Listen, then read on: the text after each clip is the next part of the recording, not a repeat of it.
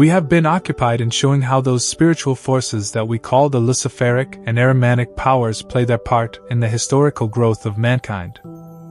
We have seen how what is to be carried over from one age into another in the course of world evolution is carried over through such powers, and we have been at pains to show how in the desires, instincts, and strivings for knowledge, in the impulses, too, of man's social life, something is present that can only be grasped concretely when one recognizes those supersensible forces that underlie world historical evolution. We have seen how what must come to expression in our fifth post-Atlantean epoch has been in preparation since the 15th century. We have seen what new faculties of mankind have evolved in the whole European cultural life since that time. If we wish to find a spirit who has brought to expression in the most concentrated and clearest manner what the impulses of our time ought to be, then we can look to Goethe. We have already observed that equally in his conception of nature, and in his imaginative world, Goethe has expressed something that can form the beginning of the fifth post-Atlantean epoch. I must remind you today how I have often pointed out that Goethe has expressed in intimate fashion in his fairy tale of the green snake and the beautiful lily what he regarded as the right impulses of culture, knowledge, feeling and will. That is, what he was obliged to look upon as necessary for the activity of man in the future. He has concealed in his fairy tale what he knew of the spiritually hidden active forces at work in mankind since the 15th century, and that will be at work for about 2,000 years more.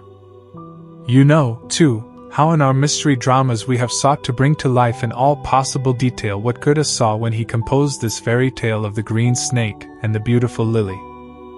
The intention was to bring to expression, in the way in which it can again be brought to expression today, 100 years later, what inspired Goethe and is to inspire the entire fifth post-Atlantean culture as the highest spiritual treasure.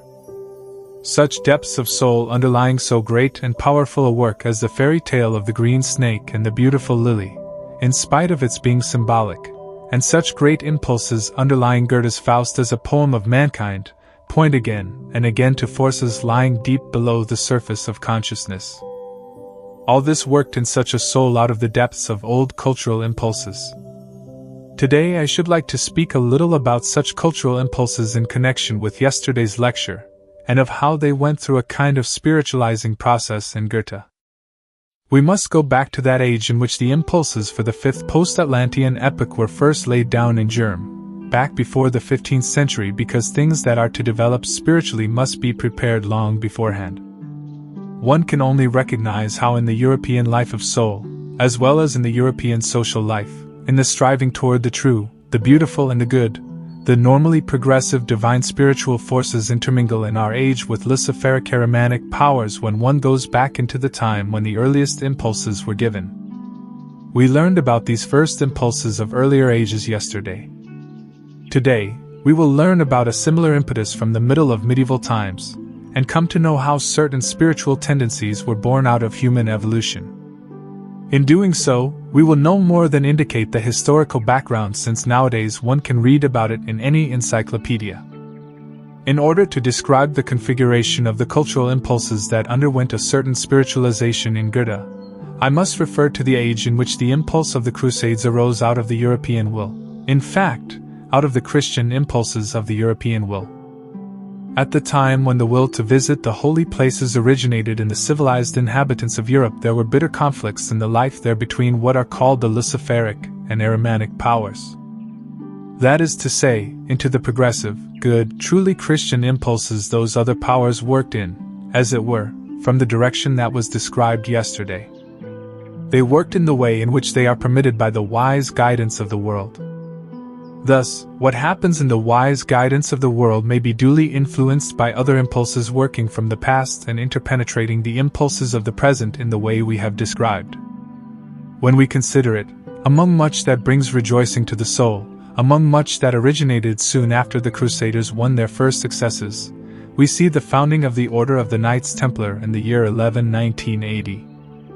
5 French knights united under the leadership of Hugo de Payens and, at the holy place where the mystery of Golgotha occurred, they founded an order dedicated entirely to the mystery of Golgotha. Its first important home was close to the place where Solomon's temple once stood, so that the holy wisdom from most ancient times and the wisdom of Solomon could work together for Christianity in this spot with all the feelings and sentiments that have arisen from entire and holy devotion toward the mystery of Golgotha and its bearer. In addition to the religious vows of duty to their spiritual superiors usual at that time, the first Knights Templar pledged themselves to work together in the most intensive manner to bring under European control the place where the events of the mystery of Golgotha had occurred. The written and unwritten rules of the order were such that the knights were to think of nothing except how they could completely fill themselves in heart and soul with the sacred mystery of Golgotha, and how with every drop of their blood they could help bring the holy places within the sphere of influence of European authority. In each moment of their lives they were to think and feel dedicated with all their strength to this task alone, shunning nothing in order to realize it. Their blood was no longer to be their own but was to be devoted solely to the task we have indicated. Were they to meet a power 3 times as great as themselves, it was commanded that they were not to flee but were to stand firm. In each moment of their lives they were to think that the blood coursing in their veins did not belong to them but to their great spiritual mission.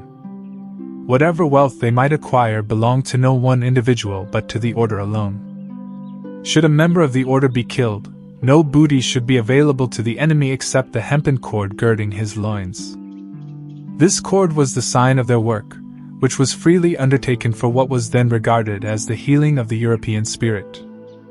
A great and mighty task was set, less to thought than to deep feeling, which aimed at strengthening the soul life as individual and personal with the intention that it might be entirely absorbed in the progressive stream of Christian evolution. This was the star, as it were, that was to shine before the Knights Templar in all that they thought, felt, and understood.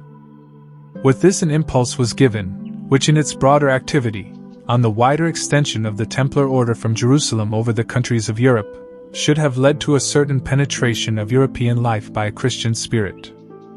With respect to the immeasurable zeal that existed in the souls of these knights, the powers who have to hold evolution back, leading the souls to become estranged from the earth and to lead away from it to a special planet, leaving the earth uninhabited, those powers who desired this, set to work quite especially on souls who felt and thought as did the Knights Templar. They desired to devote themselves entirely to the spirit, and could easily be attacked by those forces that wished to carry away the spiritual from the earth. These forces do not want the spiritual to be spread over the earth to permeate earth existence. Indeed, the danger is always at hand that souls may become estranged from the earth, become earth-weary, and that earthly humanity may become mechanized. There we have a powerfully aspiring spiritual life that we can assume will easily be approached by the luciferic temptation. A foothold is here given it. Then we also have, however, at the same time as the spread of the Templar order over the various countries of Europe, the possibility of a sharp intrusion of Ahrimanic powers in Western Europe.